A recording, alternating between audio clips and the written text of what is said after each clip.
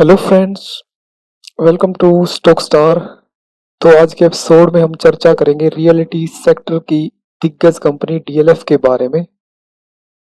Stocks के जो 2010 के जो हाई थे 400 के, क्या कारण था कि उन लेवल पर स्टॉक्स को आने में तकरीबन 11 साल लग गए? और क्या अभी इन लेवल पर स्टॉक्स टिक पाएगा या फिर वापस उसी दायरे में ट्रेड करेगा? तो इस वीडियो के दौरान हम इस सवाल का जवाब लेंगे। तो वीडियो को एंड तक देखें ताकि कंपनी के बारे में पूरी जानकारी आपको विस्तार से मिल मिल सके।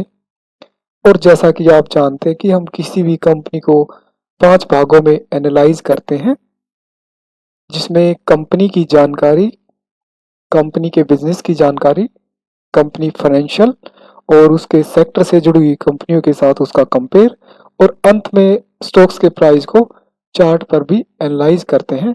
तो वीडियो को एंड तक देखें ताकि कंपनी के बारे में पूरी जानकारी आपको विस्तार से मिल सके। तो शुरू करते हैं दोस्तों।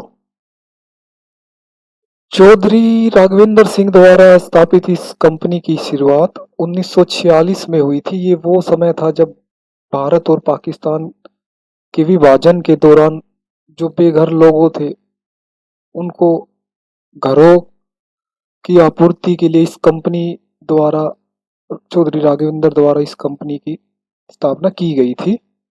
और जो चौधरी राघवेंद्र है उन्होंने अपने कैरियर की शुरुआत थी वो भारतीय सेना के द्वारा उन्होंने की थी, और वहां पर उन्होंने तकरीबन मेजर की पोस्ट तक उन्होंने अपना कार्यकाल बिताया, और उसके बाद से इस भारतीय दिग्गज रियल्टी कंपनी की शुरुआत हुई थी।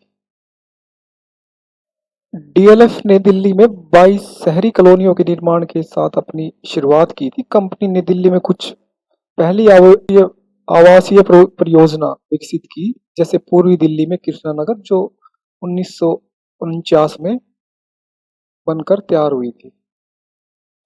हालांकि बाद में 1957 में दिल्ली विकास अधिनियम के पारित होने के बाद राज्य ने दिल्ली में अचल संपत्ति या विकास गतिविधियों को अपने नियंत्रण में ले लिया था, जिसके परिणाम स्वरूप कोई भी प्राइवेट रियल्टी कंपनियां वहां पर जमीन का अधिग्रहण नहीं कर पाएगी। वो केवल डीडीए के द्वारा ही उस जमीन का अधिग्रहण किया जाएगा, और वो जिसको अलॉटमेंट करेगी जिस कंपनियों को, तो उसके बाद ही वो वहां पर विकास कार्य पूरा कर पाएगी।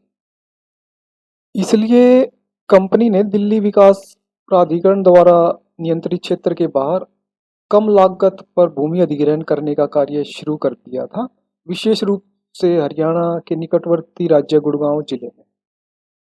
और ये अधिग्रहण आगे चलकर कंपनी के लिए गेम चेंजर साबित हुआ, क्योंकि दिल्ली ने जो अपने राजधानी क्षेत्र का जो एनसीआर का दायरा था वो बढ़ा दिया था, और उसको गुड़गांव तक का एरिया उसमें सम्मिलित कर लिया था, जिससे उसकी कीमतें कई गुना तक बढ़ गई थी, जो उसने सस्ते भाव पर कम भूमि का जो अधिग्रहण किया था। डीएलएफ सिटी गुड़गांव में 3000 एकड़ में फैली हुई है और एक एकीकृत टाउनशिप है, जिसमें स्कूलों के साथ साथ आधुनिक शहर के बुनियादी ढांचे, वाणिज्य और खुदरा संपत्तियां जैसे अस्पताल, होटल और शॉपिंग मॉल इसमें शामिल हैं। वर्ष 1999 में उन्होंने गुड़गांव में ग्रेट ऑफिस स्पेस में प्रवेश किया। वर्ष 2002 में कंपनी ने संगठित खुदरा परिसरों में प्रवेश किया। वर्ष 2003 में उन्होंने गुड़गांव में डीएलएफ साइबर सिटी का विकास कार्य शुरू किया था। 2004 में कंपनी ने गोल्फ लिंक के शानदार परिवेश के साथ प्रीमियम आवासीय परियोजना का शुभारंभ किया था। 2008 में उन्होंने भारत के पहले लग्जरी मॉल डीएलएफ इम्पोरियर, जो कि दिल्ली के वसंत कुंज में स्थापित है, उसका संचालन शुरू किया था। 2009 में कंपनी ने दिल्ली में एक निजी क्षेत्र की सबसे बड़ी आवासीय परियोजना कैपिटल ग्रीन लॉन्च की, जो कि दिल्ली के मोती नगर में स्थित है। 2009 में डीएलएफ ने डीटी सिनेमा को बेच दिया था और पीवीआर के साथ एक दीर्घकालीन रणनीतिक गठबंधन शुरू किया था। और 2012 में डीएलएफ ने हरियाणा सरकार विकास प्राधिकरण हुड्डा के साथ साझेदारी में गुड़गांव में तकरीबन 8.25 किलोमीटर एक्सप्रेसवे परियोजना की शुरुआत की थी। और वर्ष के दौरान दिल्ली ने डीएलएफ ने दिल्ली में बाबा खड़क सिंह मार्ग पर दूसरी बहुराष्ट्रीय पार्किंग सुविधा का भी संचालन शुरू किया था एनडीएमसी के साथ मिलकर। और जो दिल्ली का प्रसिद्ध होटल लोधी होटल है उसका संचालन भी डीएलएफ कंपनी के द्वारा किया जाता है। 2016 में डीएलएफ ने नोएडा एनसीआर में देश का सबसे पहला गंतव्य mall DLF mall of India launch किया, जो कि एक अपनी तरह का एक अनूठा इसका प्रयोग था, जिसमें रिटेल, रेस्टोरेंट और सिनेमा से लेकर तमाम सुविधाएं उपलब्ध थी। इस मॉल में तकरीबन 350 से अधिक जो ब्रांड थी उनके शोरूम स्थापित किए गए।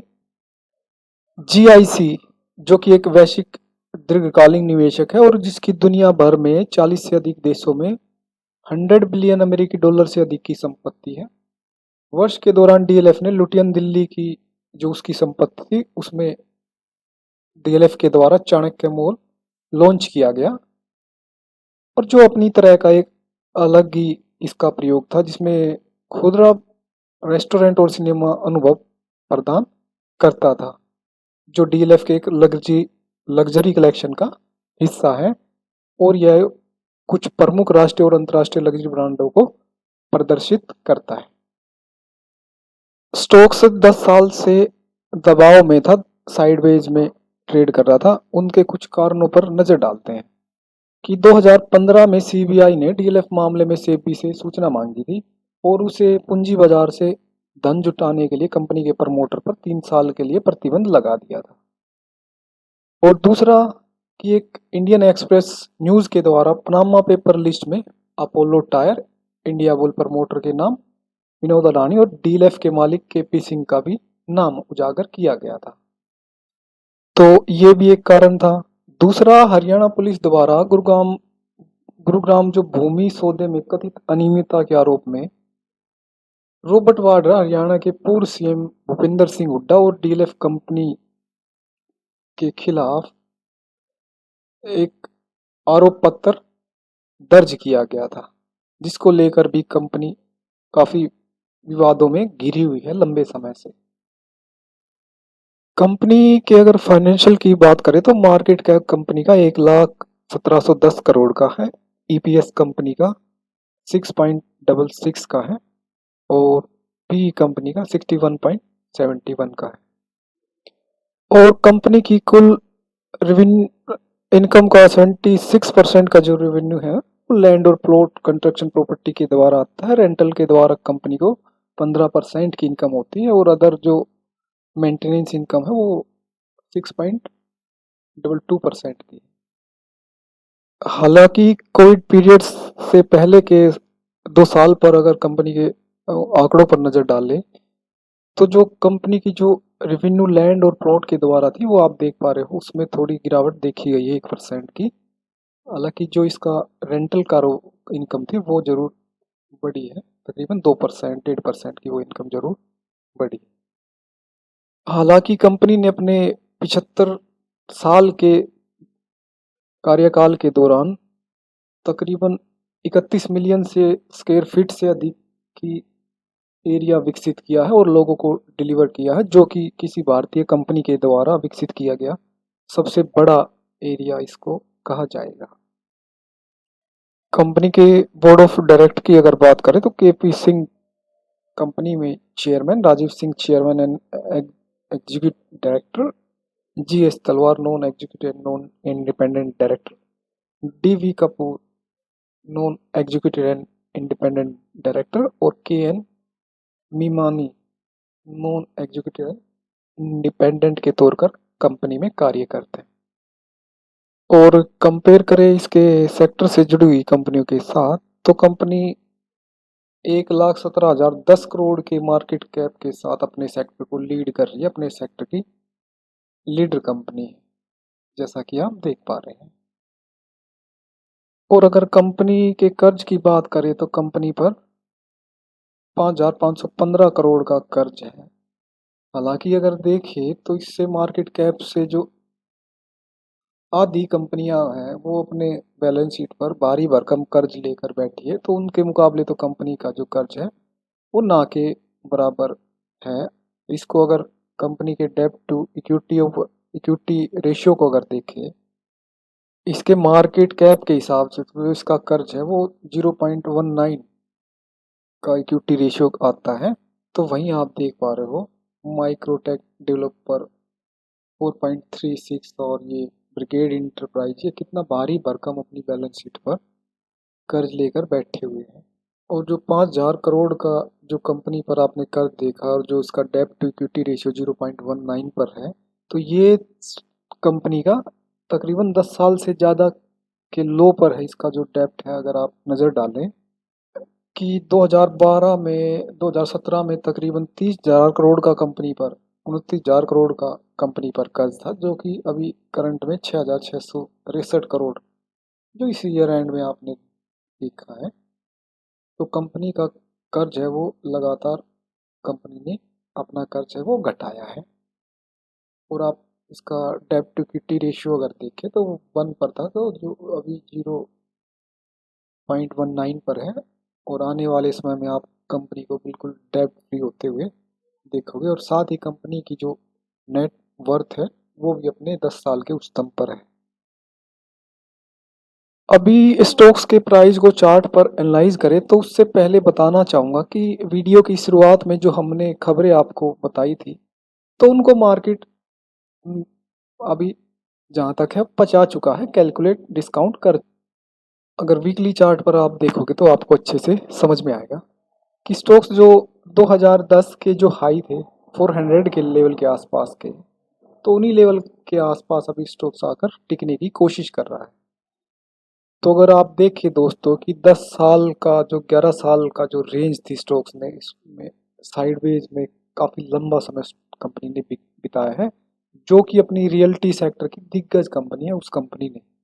और हालांकि इसने इस रेंज का ब्रेकआउट भी ऐसे समय पे दिया है कि ये कोरोना जो कार्यकाल के बाद से, तो इस टाइम पे अगर कोई कंपनी उभर कर इस रेंज का इतनी 10 साल की जो रेंज का ब्रेकआउट दे रही है, हालांकि स्टॉक्स को देखे तो निचले जो लेवल से तो वहां से स्टॉक्स 4 गुना तक बढ़ चुके। एक समय था दोस्तों कि कोई भी रियल्टी कंपनी आके मार्केट में आ जाती है और जो अपने फ्लाइट वगैरह शुरू कर देती थी, और वो कंटिन्यू उनकी सेल वगैरह होती थी, लोग कोई ब्रांड वगैरह नहीं देखते थे। लेकिन आम्रपाली के होने के बाद जो एक और कंपनी थी वो कईयों के नाम पे, उनके दिवालिया होने के बाद से लोगों को घर टाइमली नहीं मिल पा रहे थे और उनका पैसा भी डूबने की कगार पर था। तो वो इन कंपनियों के लिए बड़ी जो दिग्गज कंपनी है, तो इनके लिए तो काफ़ी अच्छा है वो, अगर देखें तो जो ब्रांड है जो दिग्गज है तो उन पे लोगों का भरोसा बढ़ेगा। और जो रेरा कानून लेकर आई है, जो उसके नियम और शर्तें हैं, टाइमली लोगों को जो घर है उनको टाइमली टाइम पीरियड के हिसाब से उनको प्रोवाइड करने की जो कैपेसिटी इन कंपनियों के पास है, तो बिल्कुल उस पर डीएलएफ है वो खरी उतरती है। और आप देखिए कि स्टॉक्स कंटिन्यू एक निचले लेवल से अच्छी रिकवरी दिखाई और एक अपर चैनल में स्टॉक्स ट्रेड कर रहा है। तो हमारा ऐसा मानना है कि दोस्तों अगर स्टॉक्स नीचे आता है इस ट्रेंड लाइन के आसपास, और जब तक 350 के लेवल को होल्ड करे, जो सपोर्ट लेवल है शॉर्ट टर्म के लिए हिसाब से मजबूत जो सपोर्ट निकल कर आ रहा है, तो बिल्कुल उन लेवल के आसपास जितना आप खरीदोगे उतना अच्छा है दोस्तों, कि आपका रिस्क टू रिवार्ड है वो मैच करेगा। तो बिल्कुल स्टॉक्स में अपना पॉजिटिव नज़रिया रखें और लॉन्ग टर्म के हिसाब से बिल्कुल स्टॉक्स में आपको बने रहना चाहिए, जो आगे आने वाले समय में आपको अच्छा मुनाफा कराकर कंपनी दे सकती है। बिल्कुल स्टॉक्स को अपने रेडार पर रखें, अपने पोर्टफोलियो में शामिल करें। तो हो सकता है आने वाले समय में कंपनी डेब्ट फ्री भी होती नज़र आए, जो कुछ एक कर्ज कंपनी की बैलेंस शीट पर बचा हो उसको भी कम करे। तो बेहतरीन कंपनी रियल्टी सेक्टर की ज़रूर अपने रडार पर रखें। तो आज के एपिसोड में केवल इतना ही दोस्तों। अगर आपको वीडियो अच्छी लगे तो हमारे चैनल को ज़रूर सब्सक्राइब कीजिए, साथ ही बेल आइकन दबाएं। वीडियो को शेयर करें, लाइक करें, कमेंट करें अगर आप चाहते हैं कि आपके द्वारा किसी कंपनी पर हम वीडियो लेकर आए, तो वो भी आप हमें कमेंट सेक्शन में जाकर बता सकते हैं। तो मिलते हैं अगले एपिसोड में, तब तक के लिए नमस्कार दोस्तों।